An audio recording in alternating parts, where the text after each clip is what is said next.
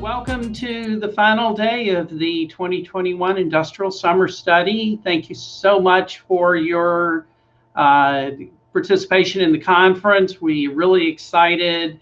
I've been very, very pleased, as has my co-chair Prakash Rao from Lawrence Berkeley, with the discussions, the presentation, the content. I hope you all found that to be of value to you. Also, I want to thank the sponsors and DTE in particular, who is our host sponsor for the conference. This has been, would not be possible without their support, so thank you. And I'd also like to acknowledge the contributions of our panel leaders, who really have been gone above and beyond in making sure that the content of the conference is a reality. Also wanted to take the opportunity to thank our conference team, and also Rob Kearns, who's our web and media manager here at ACEEE. If you go back to the app, you'll see that many of the videos for the sessions, Monday, Tuesday, are up. And we even have the plenary in one session up for yesterday's sessions as well. Rob Kearns and the conference team have really done a fantastic job of getting that up. Also, take a chance to look at the announcements. We are pushing some updates there, and I wanted to note that some people were asking for Joe Cresco's slides from the transformative session, and they're now posted in the session in the agenda if you go there. So now I'd like to take the opportunity to introduce our moderator for this morning's session, which should be really exciting with all the developments here in Washington and in Brussels and the EU on the industrial policy front.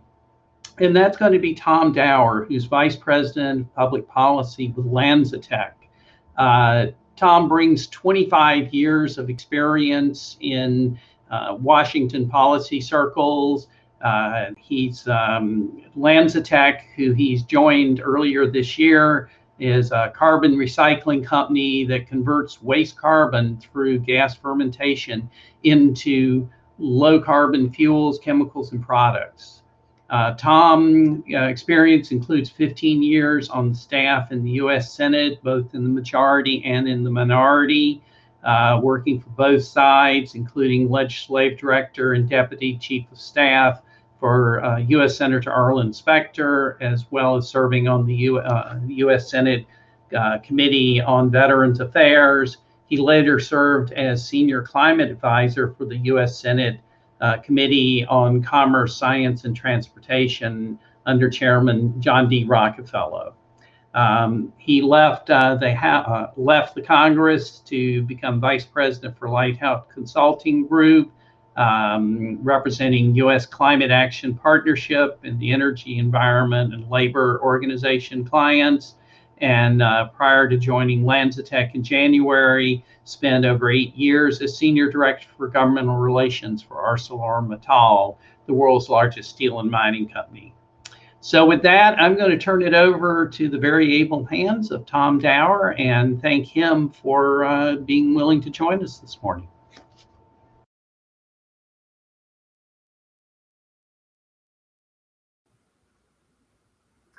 Thank you, Neil. It's great to see you, and hello, everyone.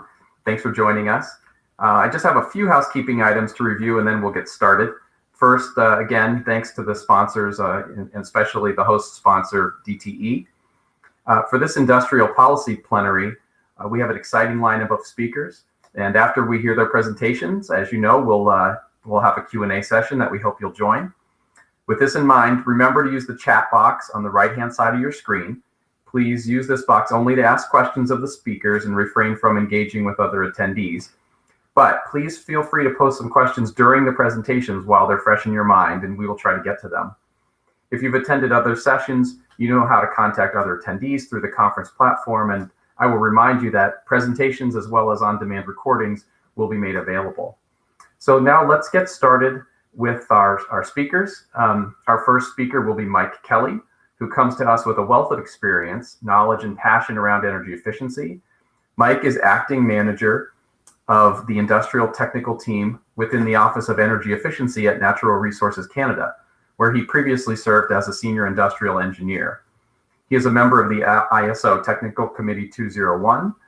Prior to joining government, Mike spent several years in industry as a process engineer and energy manager, where he implemented very successful energy management programs and took on industry-wide leadership as chair for the general manufacturing sector of the Canadian Industry Partnership for Energy Conservation.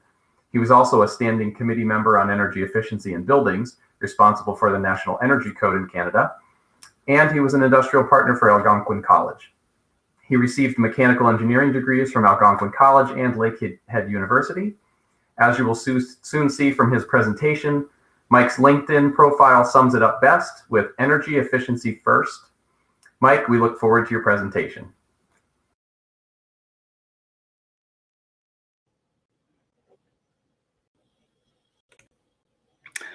Great. Thank you, Tom. And maybe I'll just do a quick check and ensure that everyone is seeing my presentation and hearing me right now before I...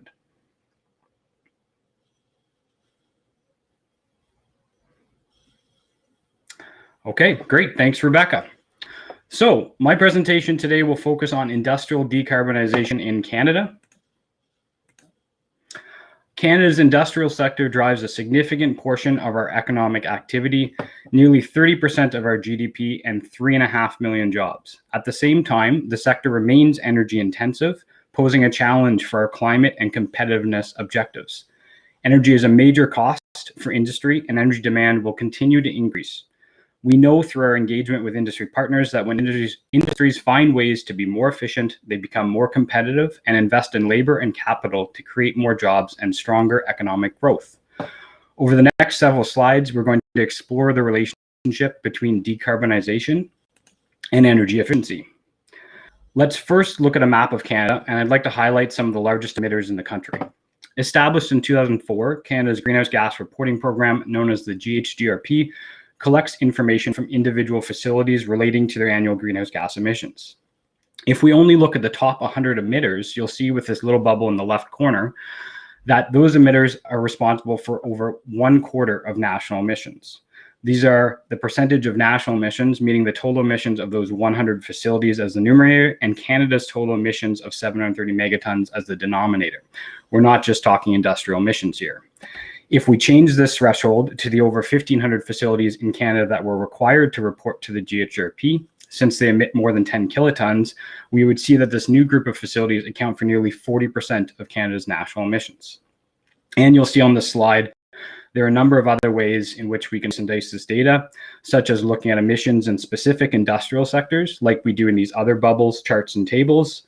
Or if we switch to this next slide, we can also look at regional profiles of emissions. Starting from our west coast and looking at all the facilities in the GHGRP, we see that in Western Canada, reporting facilities account for nearly half of regional emissions and over 20% of national emissions. Moving over to Central Canada, reporting facilities are responsible for more than 1/4 of regional emissions. And finally, on our east coast, we see that reporting facilities account for nearly half of regional emissions in the Atlantic. Now, in the top right corner here, looking at emissions by industrial sector, we see the majority of emissions in Alberta and Saskatchewan come from the oil and gas and power generation sectors.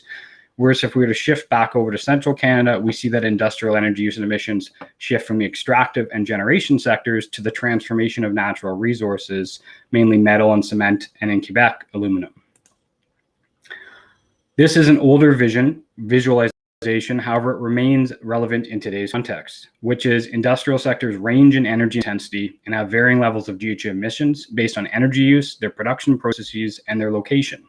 And each industrial sector faces unique challenges and has unique opportunities. So applications of new technologies and practices to support industrial decarbonization tend to be facility specific.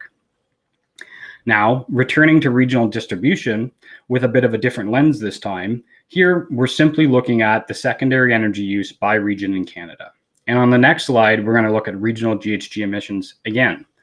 Let's see what happens with these percentages. Interesting. We see Saskatchewan increase from a 4.6% share to 10.2, Manitoba from 1.8 to 3.1, and Quebec decrease from 16.6 to 11.5. The rest of these regions don't change all that much. But we're now looking at regional GHG emissions and all of Canada's national emissions, not just the industrial emissions. Whereas in the last slide, we were looking at regional industrial energy use. I prefer to use these visuals as opposed to text to highlight the significance of energy use when we discuss decarbonization and the progress we need to make to achieve our net zero targets here in Canada. However, another way to present this information would have been to just add some text or a simple bullet linking to Canada's latest national inventory report, where 80% of our national emissions were from energy use. But what does all of this mean? Here's what I think it means. I think it means that there is a direct link between decarbonization and energy efficiency. I'm going to assume that you all agree with me. So what do we do about it?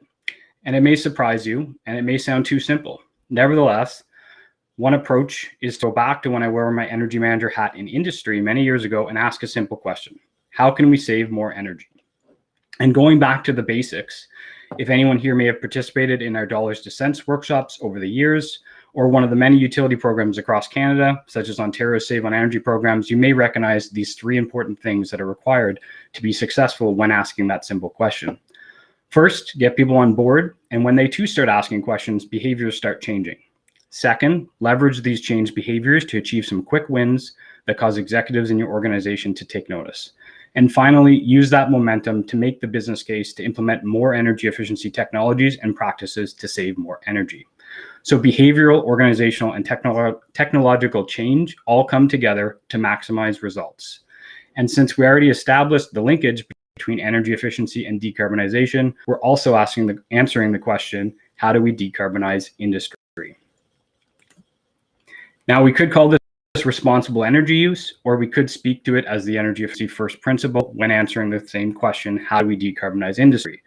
You'll also see that I've now added a word here and said there's a direct link between decarbonization and industrial energy efficiency. So using the background that I introduced up until now as the foundation for the rest of this presentation, we're going to talk about industrial decarbonization pathways. And since our time here is limited, today's presentation is really only going to focus on the first pathway, which is energy efficiency. By using energy more efficiently, industrial organizations can not only reduce their emissions and lower the cost of complying with climate policies, but they can also make other decarbonization pathways, such as electrification, switching to cleaner fuels, easier and cheaper to achieve.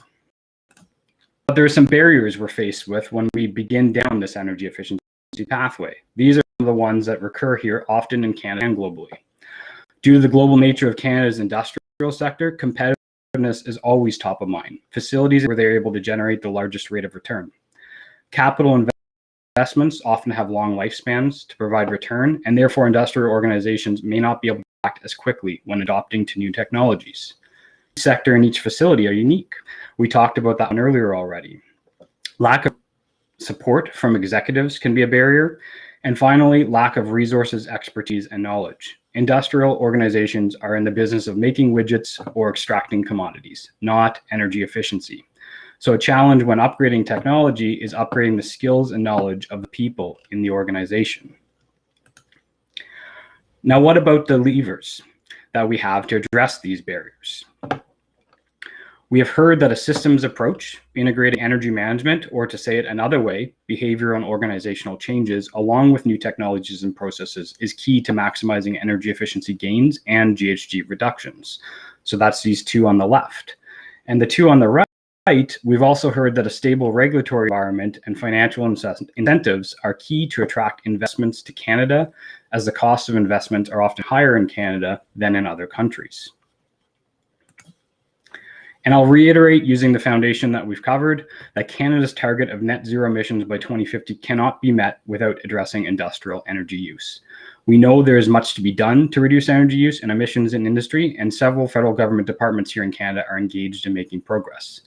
Environment and Climate Change Canada have put a price on carbon through the output-based pricing system for industry, and a pollution price on fuel known as the fuel charge. Over time, these rates will increase, driving innovation, efficiency, and emissions reduction via these economic levers. We're also regulating to reduce emissions from industry through the Clean Fuel Standard and methane regulations for upstream oil and gas. Paired with anticipated investments in production of low carbon and zero emission fuels, as well as innovation in RD&D, we're pulling the levers we have to reduce emissions from industry.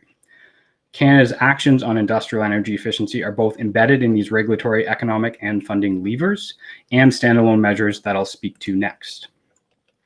Our efficiency-focused actions fall into 4 categories. First, the Government of Canada offers financial assistance for a range of activities aimed at improving energy efficiency in industrial facilities. This includes the implementation of energy management systems such as ISO 50001 to continually improve energy performance, and energy management information systems to make energy use visible across an organization. Embedding energy managers and undertaking energy assessments to help organizations identify energy efficiency solutions, and a number of other projects such as process integration and computational fluid dynamics studies. We're also developing new funding streams as a strengthened climate plan that will focus on industrial decarbonization using proceeds from carbon pricing revenues. Second, we support networking, information sharing, and capacity building. For example, we support benchmarking recognition programs, including Energy Star for industry that includes certification and challenge components. One of the ways in which NRCan brings the industrial sectors together is through the Canadian Industrial Partnership for Energy Conservation, or CIPEC. Through this federal government industrial partnership, we work together to find energy efficiency solutions that focus on competitiveness and our collective climate goals. We also have the CIPEC Leadership Awards and support the International Clean Energy Ministerial Awards to recognize industry leaders in Canada and abroad. We collaborate with provinces and territories under EMMC and FPT Industrial Working Group to coordinate national efforts to improve the energy efficiency of industry in Canada. Third, Canada supports technology and innovation needed to adopt industrial efficiency. For example, in 2017, we invested $155 million over 4 years to co-fund our D&D project in Canada's energy, mining, and forestry sectors through partnerships with provinces and territories. This program was designed to advance emerging clean technologies towards commercial readiness, reduce environmental impacts, enhance competitiveness, and create jobs. And there's a lot of other federal departments that are also supporting industrial energy efficiency and decarbonization through programs such as the Strategic Innovation Fund and Net Zero Accelerator.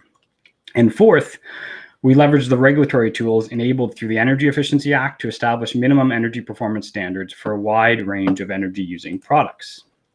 And so while we know there is more to do, we also recognize that Canada is making progress. We've seen a 16% decrease in industrial energy intensity since 1990. Without the extractive industries, we've seen a 46% decrease. And as you'd expect, this means that we've improved our energy efficiency significantly.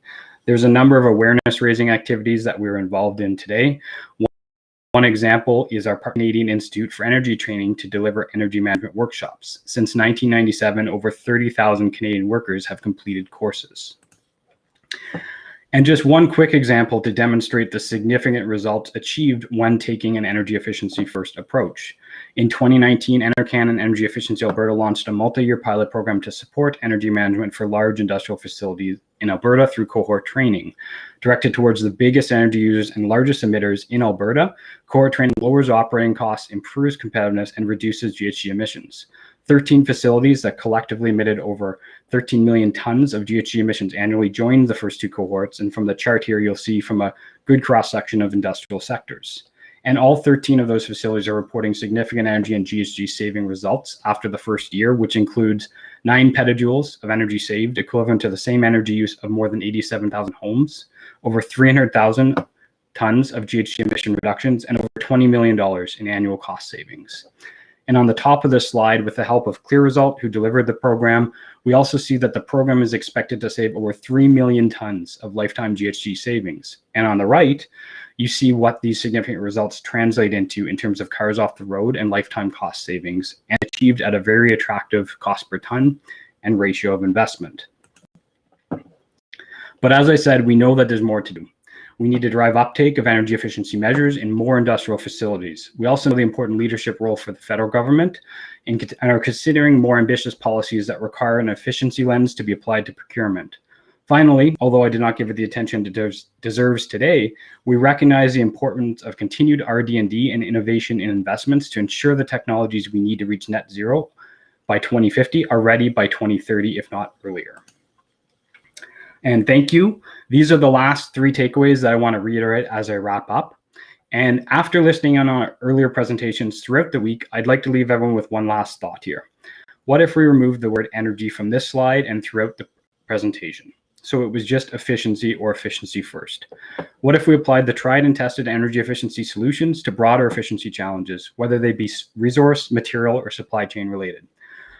What if we applied energy efficiency practices and program delivery models, such as strategic energy management, to programs with GHG reductions as a primary objective? What if we brought behavioral and organizational changes together with technological changes when taking action on industrial decarbonization opportunities? I think that this approach would help us decarbonize industry quicker and at a lower cost. Thanks again.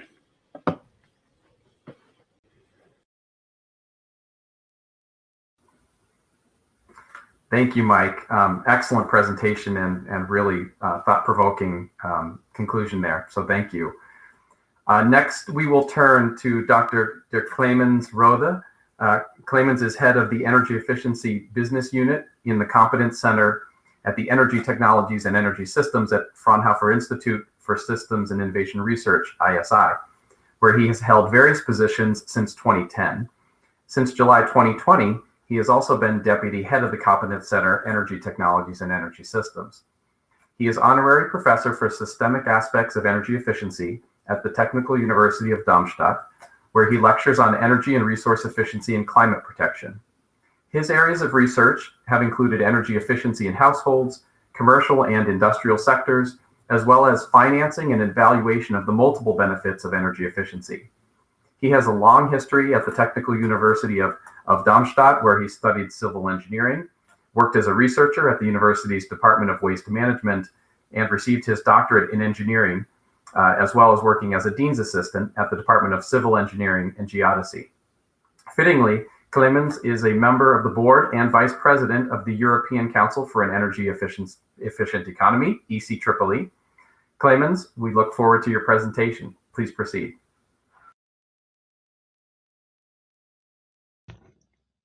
Yeah, thank you very much for the nice introduction, and I thank ECEEE for the opportunity to talk here at the conference today. So for me, it's the afternoon. For you, it's the morning. So the time difference is a bit strange sometimes. Anyway, I will talk about industrial decarbonization in Germany and the EU. And this is a pretty broad topic, and therefore I'll have to focus in my presentation on various aspects which I selected for that.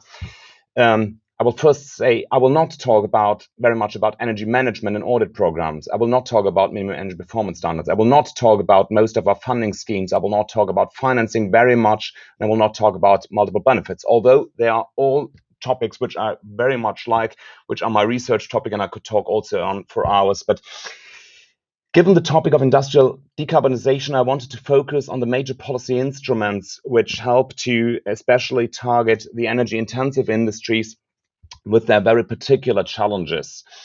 And I will start by talking about the EU policy framework, especially with the EU ETS as the major EU policy in that domain, targeting the energy-intensive industries. And then look at various financial support programs, such as the Innovation Fund from the EU, Carbon Contracts for Difference, and funding schemes on a national level. And then after yesterday, we have some new boundary conditions because the European Commission just published their Fit for 55 package, which is a 3,000-page legislation proposal to really get the EU decarbonized until 2050 with some very interesting measures. And I added one slide and give you a short insight into that. We've seen a similar slide just before and similar content from Tom about the principles of energy policy, and on the right you can see we have that triangle of regulation, information, and financial support schemes in which we are allocating all our measures. And on the other hand, this is a triangle I like to present always, because energy policies, energy efficiency policies, carbon policies need to fulfill three criteria. They need to be effective, so they really need to deliver savings in a considerable amount. They need to be efficient, so they should do that with a minimum effort and a minimum spend of resources, and they need to be accepted by the stakeholders. And very often policies which are effective and efficient might be cancelled because they are not accepted by the stakeholders, and this is something you see in all policymaking processes. And we'll have a little look on all those principles in the upcoming instruments. Looking at the overall targets from the EU and from Germany, the EU has set itself a target of a 55% greenhouse gas emission reduction until 2030 compared to the value of 1990, and has complementary targets for efficiency and renewables. And it's good I didn't put values in here, because since yesterday we have new proposals for new values for the targets below. And Germany has even more ambitious targets. So we have a 65% reduction target now until 2030 compared to the level of 1990, and 88% greenhouse gas reduction target until 2040. And Germany just pledged to be climate neutral by 2045.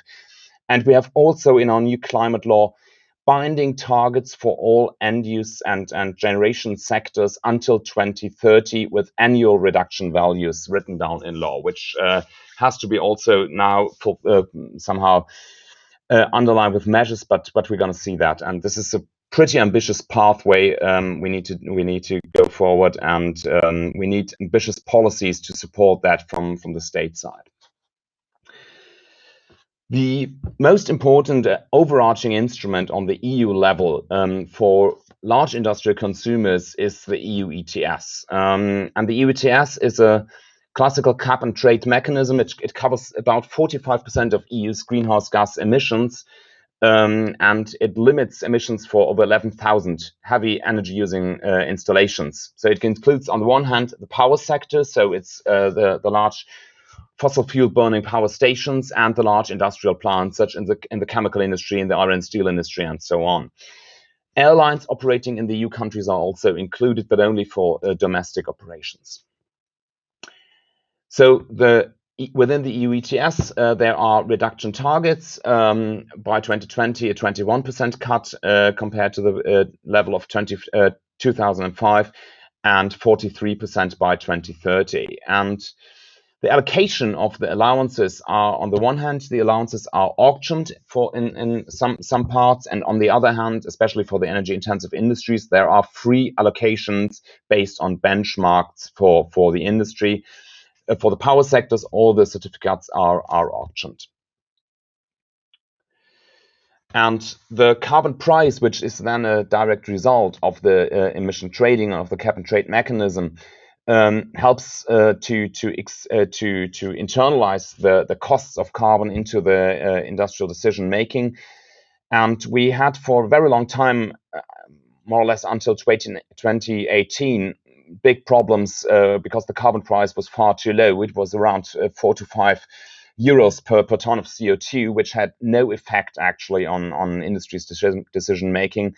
But right now we have a price of over 40 euros per ton of CO2, and for large energy consumers in industry, this is a significant price signal. And also we have seen the effects in the power sector very clearly, where coal power plants are reducing their operations very, very quickly right now. And we'll see if the policy-driven reduction is quicker than the ETS-driven reduction. Of course, companies have several options to reduce financial pressure of the ETS. They can move production outside of the EU to countries where there is no emission trading present. So on the other hand, we have some carbon leakage considerations in the ETS, and a carbon border adjustment is heavily under discussion and has been proposed by the European Commission actually yesterday to tackle the effect of carbon leakage. And the other option, apart from moving production outside the EU, is to invest in alternative production pathways. And to do this investment, two kinds of financial support might be needed, because we're talking in the energy-intensive industries about internationally traded goods, just like steel or ammonia, something like that, which you can buy on the world market. So if you just impose the ETS price and the investment for carbon-neutral technologies on the domestic companies, you might have a competitive disadvantage there. And so there are two kinds of financial support programs which are under operation or under discussion right now. And there is one is the Innovation Fund, which is fed from the auctioning of the ETS allowances, and which target is to bring innovation to the markets by granting investment support to companies who want to support, invest in innovative technologies, just like hydrogen-based basic processes. The issue here is it's not done with investment in the new installation, but especially the operation and of those plants is still pretty expensive, because the fuels and the feedstock which need to be carbon neutral too are more expensive. So the carbon contracts for different are under discussion as a complementary instrument. On the one hand, the EU Innovation Fund as a funding scheme is supporting a broad variety of low carbon technologies in all sectors. So it offers an investment support on the one hand for pre-commercial large scale demos, but also for commercialized plants to really support the companies in overcoming the investment barrier. And on the other hand, we have the carbon contracts for difference as a complementary instrument, which is then not targeting the capex side of the investment, but the opex side.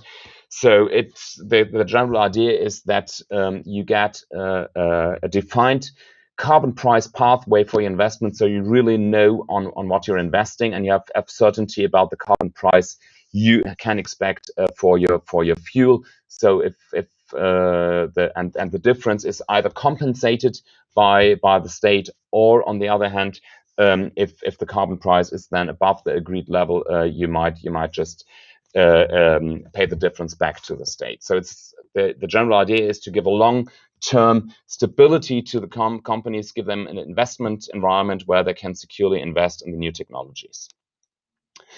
A pilot program for CCFDs is currently under development in Germany, but there's also very much interest on the EU level, because you need these complementary programs for the fuel side of those energy-intensive industries. On the national level in Germany, there is also a program which is the German Decarbonization Program, which is a complementary program to the Innovation Fund, which is also supporting greenhouse gas or greenhouse neutral manufacturing processes. Again, the intention is to support companies in the investment phase of these products, and to also support research, development, and testing of alternatives. So it starts at a little lower level of technology readiness than the EU Innovation Fund, and it's funded from the state budget, also mainly again from revenues generated from auctioning on the national level. And it's quite a big program. So CCFDs and the decarbonization program in total in Germany have a projected volume of 3.5 billion euros in the first phase.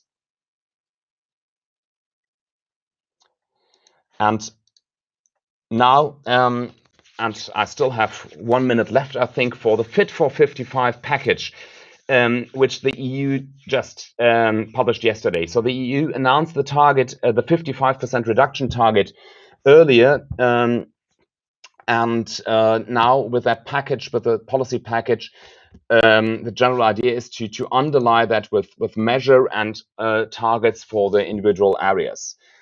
And some existing legislations are updated, and I can really only give you a little glance and feel of that. And some new legislations has been introduced, and that's quite interesting to look at.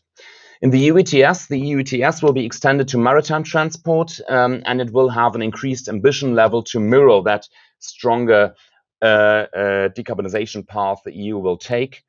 And this is then underlined by the new renewable energy target with a binding target of a 40% RES share of final energy consumption. So not only electricity, but really the whole energy consumption. The energy efficiency target will be increased to a 36% target compared to the business as usual level, so on a projection base. And for industry in particular, important is that we will not only have, and this is a typo here on the slide, it's not only mandatory energy audits for large energy consumers. We have that for almost 8 years now, but it's mandatory energy management systems for the largest energy consumers throughout the EU. So we're going to see large implementation of energy management there. And some new legislation. So we're going to have separate ETS now for buildings and road transport. So this will be mainly on natural gas and oil and derived products, which will start in 2025, which will then complement the ETS for the power generation and industry. And we will have most likely carbon border adjustments starting in 2023. But, and there's a big but, this is the proposal by the EU Commission, which has the legal initiative right in the EU. So it's the EU administration's proposal right now, and it has to be approved on the one hand by the EU Parliament and by the EU Council. So it might might see some changes in level of ambition. Usually the Parliament is more ambitious than the Commission, and the Council is less ambitious than the Commission. So let's see where we can add up. And I'm a bit over time already, so I thank you very much for your attention, and I'm happy to answer questions later in the discussion.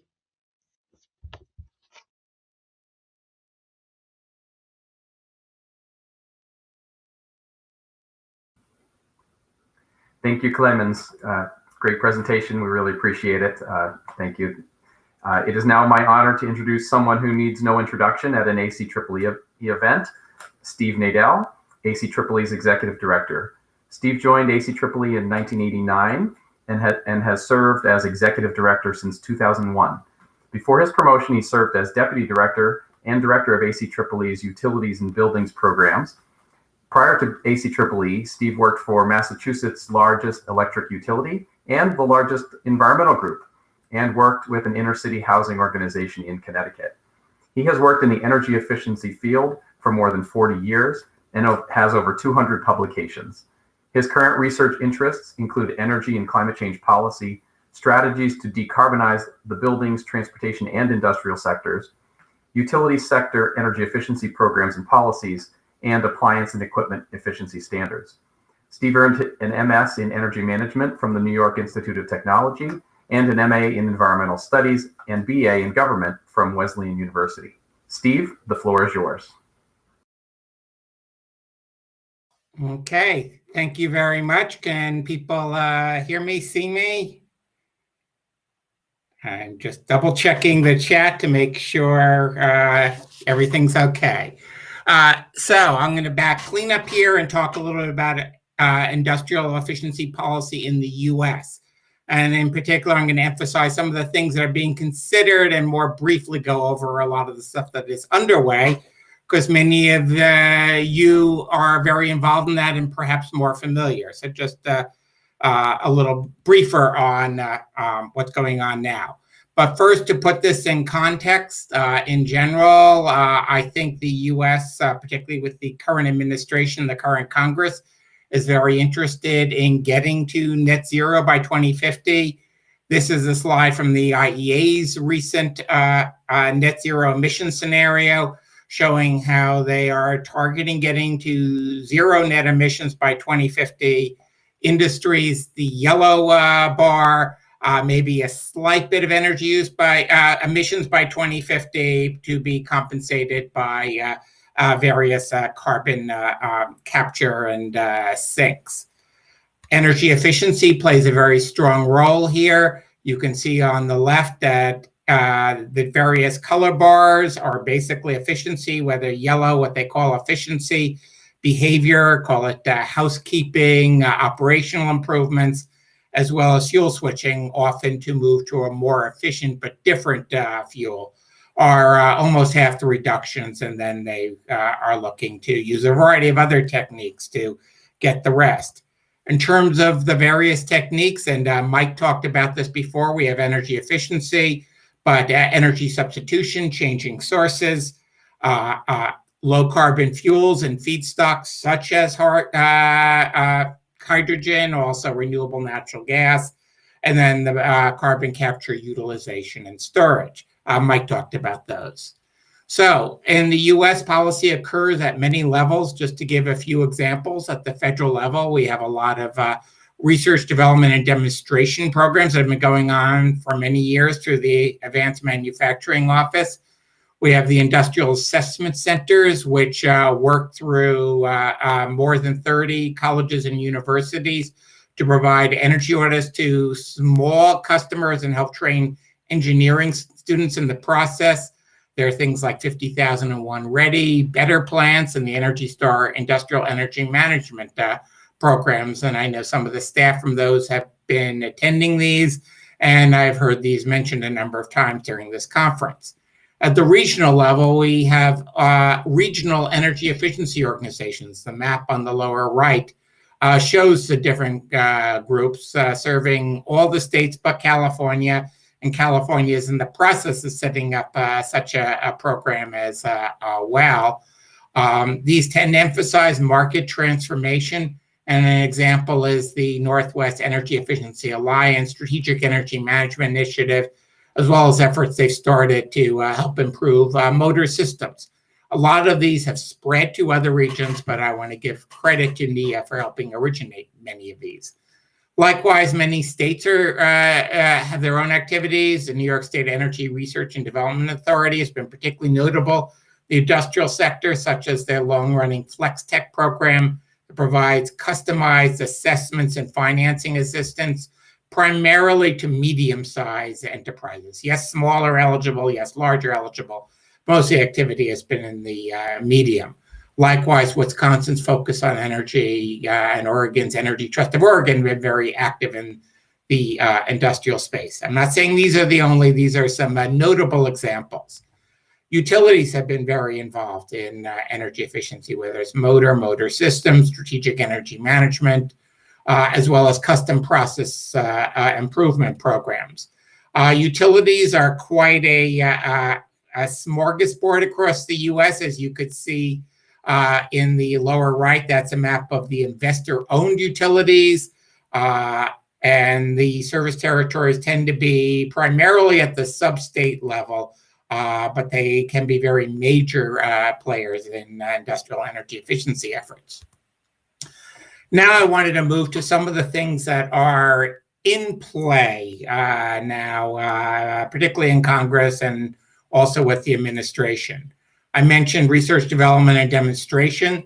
I think there are currently extensive efforts, but the president has proposed major expansions of the program in his budget. And in general, there's a lot more discussion about focus on decarbonization and not just energy efficiency, although, as we've heard throughout this conference, the two are heavily related. There was a program passed last December called the Clean Industrial Technology Act. It's for demonstration projects. The Senate Energy Committee just yesterday reported out a bipartisan bill that includes actually $150 million for helping to fund that program. Likewise, the December legislation included a lot of authorizing language for carbon capture, utilization, and storage. The bill reported out yesterday has more than $3 billion for carbon capture, utilization, storage, much of it in the power sector, but also in the industrial sector. Mentioned industrial assessment centers before, 31 of them now, but the bill reported out yesterday expands that, more funding, more centers, as well as incentives to help with implementation of the assessment recommendations. We've been talking a lot about strategic energy management and energy management and energy managers at this conference. I'd say currently at the U.S. government level, they are supportive, but it's been limited. There are several bills that are being proposed to help expand the DOE effort to support SEM and energy managers. We'll see whether any of them might move forward. Likewise, I mentioned the NYSERDA Flex Tech program. Representative Paul Tonko from New York, who's chair of the subcommittee dealing with a lot of energy efficiency, has a proposal to take that program national. There's also proposals to take the old Save Energy Now program that was run in the 2000s and reinstate it, but with a focus on carbon.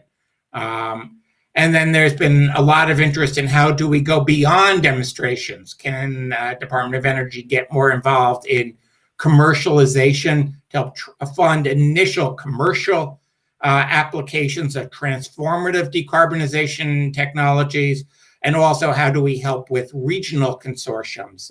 These would be, say, the Gulf Coast, the Houston Ship Channel, many other different places around the country, iron and steel in the Midwest, where they're agglomerations of similar industries together. How could they work together to pursue decarbonization strategies with some co-funding from the Department of Energy? Again, these are pending proposals. We'll see whether they make it into law. And I'd note that Ed on our staff has a blog coming out shortly about clusters. So keep your eyes out for that. There's also efficiency standards currently for things like motors, pumps, and air compressors. The Biden administration is likely to update most of these, and they're also working on industrial fan efficiency standards.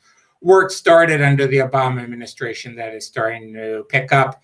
Then I'd note that there are some work on Buy Clean. There's been some limited research, but there are bills to try to expand those efforts. First, to expand the research so we have the data we need, and then the potential for some procurement requirements, at least for federal, based on that.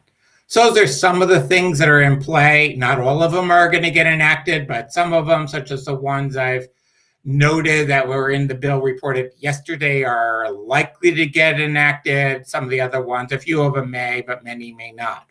Happy to answer questions during the Q&A on that. And with that, if we don't have a chance for me to answer questions, here's how to contact me. And I also, as a parting shot, want to introduce you to 747, who's the winner of the 2020 Fat Bear competition up at Katmai National Park. So he knows how to throw his weight around, just like many industrial customers do. With that, back to you, Tom.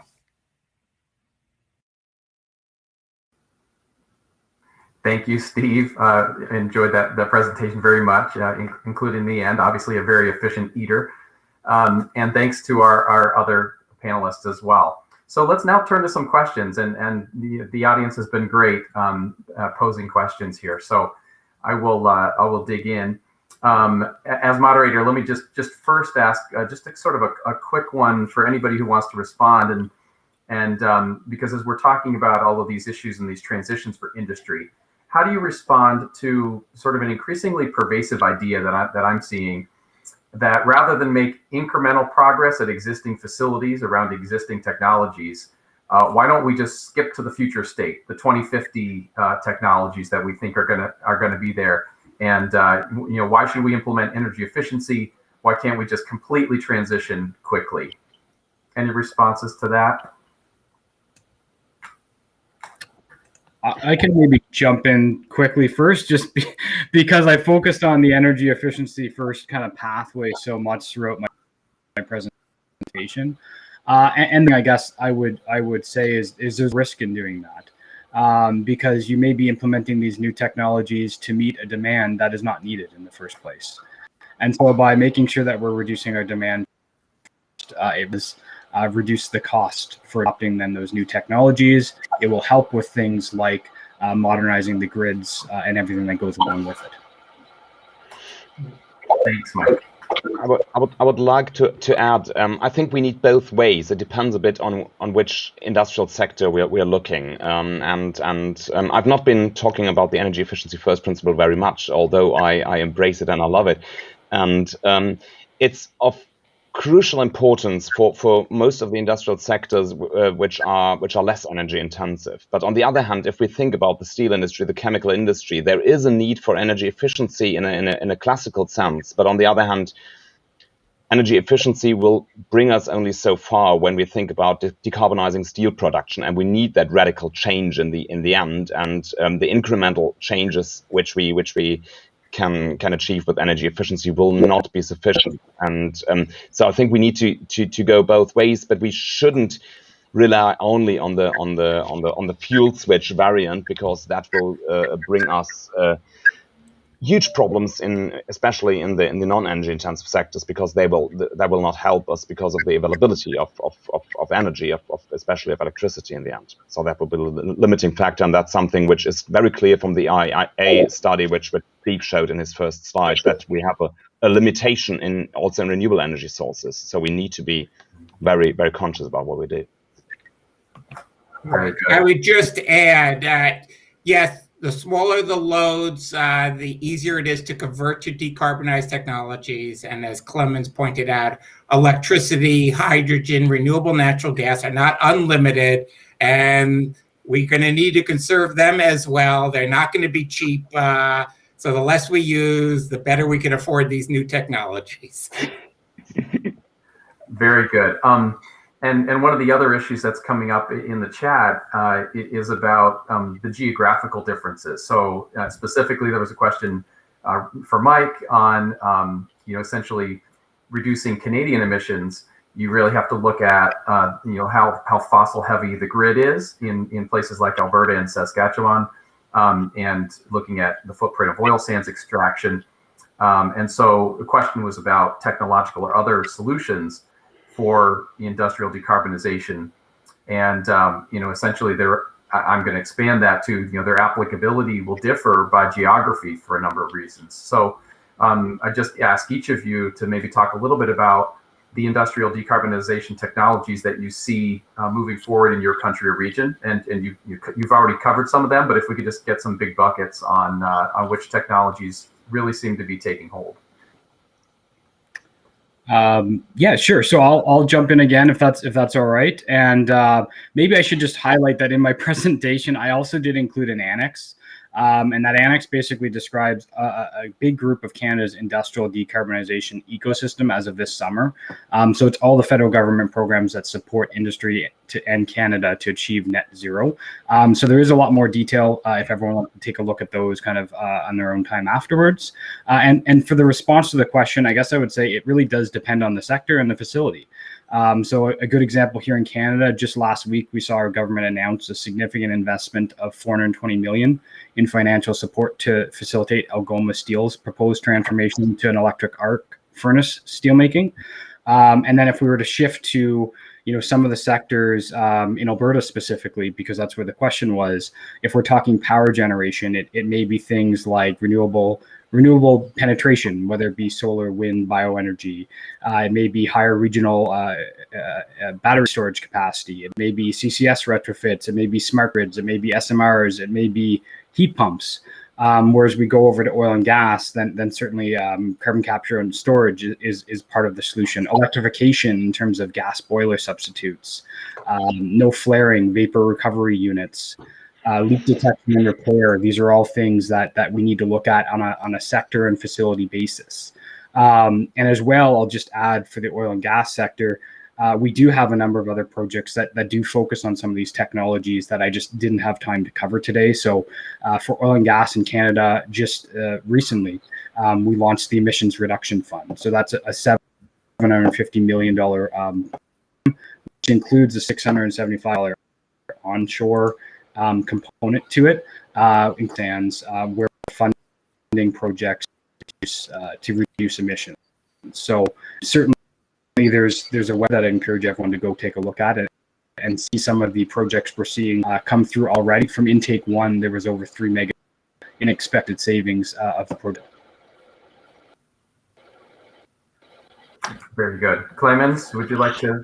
Yeah, I mean, one of the major challenges we have in the EU and in particular in Germany is that we have been and probably will always be an energy importer, because we always need to remember Germany is Germany and the EU is small in space, and the one thing you need for generating lots of renewable energy is usually space, and we don't have that much.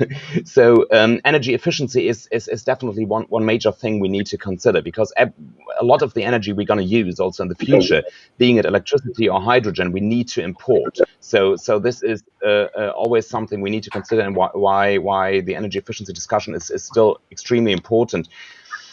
And then we have two major trends which come more from the conversion sector, not from the energy efficiency community, but are the big drivers of decarbonization, and this is electrification and hydrogen, of course, because I mean, those are, I think, the global trends we're talking about in here.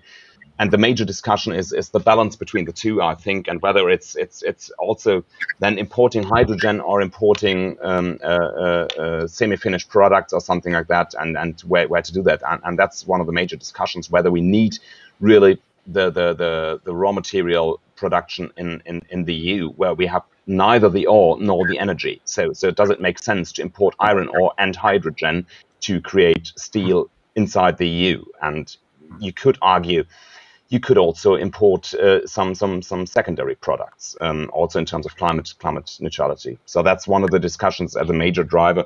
And on the other hand, I still advocate for energy efficiency as always.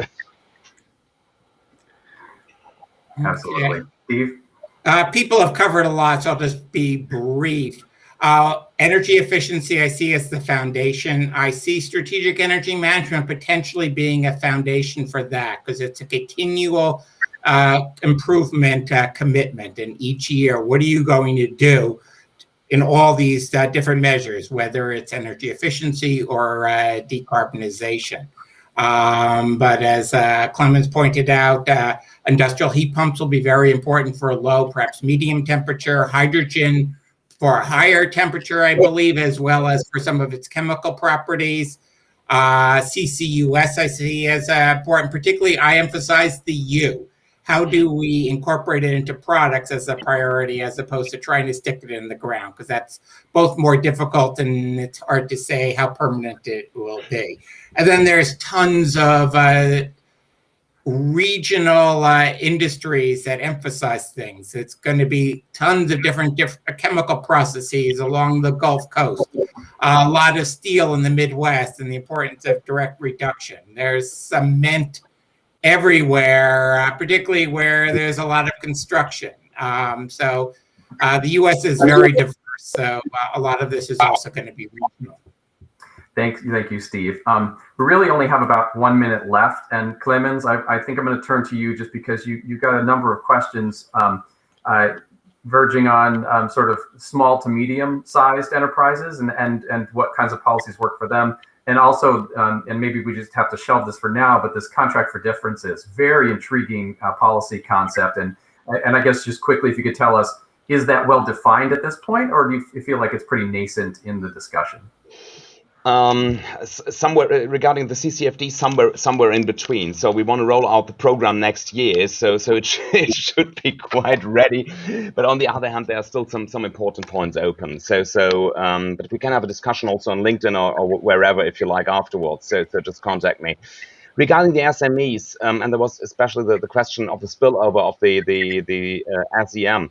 To the SMEs, and we don't see that much. So the SMEs take lighter approaches, just like audits or energy management. And I always have to consider when I talk about energy management, I mean strategic energy management, because that's in Europe we use the term differently. So when I say energy management, I mean SEM.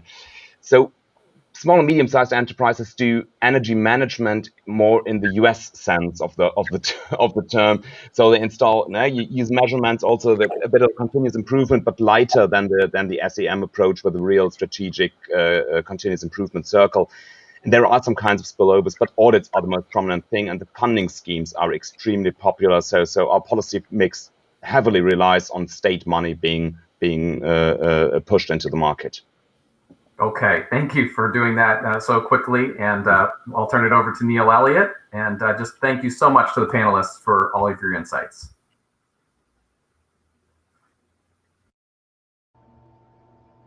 Thank you, Tom, and thanks to our panelists for what was a very insightful panel. A lot going on in the industrial policy space. Please join us now for a transformative session on strategic energy management, which Clemens was mentioning just now. We will also be doing a retaping of panel 3, session 2 from yesterday. Had technical issues, but without Q&A. And I also ask you to remember we have the panel debrief at 5:15 on Zoom at the end of the day. And again, thank you so much for participating. I hope you found value out of it and find value for the rest of the day. Be well.